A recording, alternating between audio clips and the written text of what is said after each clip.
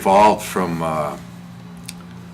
using the trunks of our cars to a truck. We had a truck someone donated, and I cut some windows in it, and we would use the truck to go down to the food bank, bring it back, and on Tuesday nights we would use the truck to go and feed the homeless. It was a great improvement from the trunk of our cars. Every once in a while we'll get somebody come back and give us a big hug and say, "Hey, you saved my life. When you and Sue prayed, or when you and John prayed for me." One time 500 people showed up. And we're getting families now. It's just everybody. Homeless, hungry. Some aren't homeless. They have places to live. They just don't have money to buy food. We not only give them a meal there to eat that night. If they have little kids, we give them milk, cartons of milk that we have that's eradicated milk. Doesn't have to be refrigerated. And we give them extra meals to take home. It's funded strictly through donations. We have Christ the King Church, which is our home base, and then there's First Lutheran Church of Strongsville, big supporters of us. Maybe 5 people from that church that come with us every Tuesday.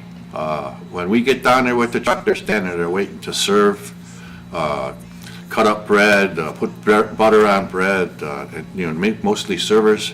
And they really support we have one fundraiser a year, and that's we jump in the lake. We go around and get pledges from people, and when they pledge us, like whatever, $50, $100, $10. The deal is whoever gets that pledge money jumps in the lake on January 1st, no matter what the weather is.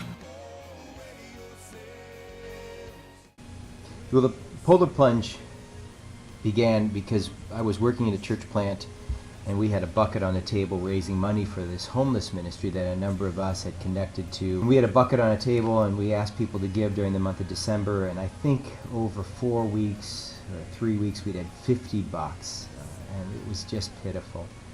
So I remember that Sunday I had this idea that I was going to jump in the lake on New Year's Day if somebody pledged $200 to me. And so I got up before I preached, and I made this announcement, and a guy back in the sound table goes, "I got you for 100, and another guy raised his hand, "I got you for another 100, and I knew I was in.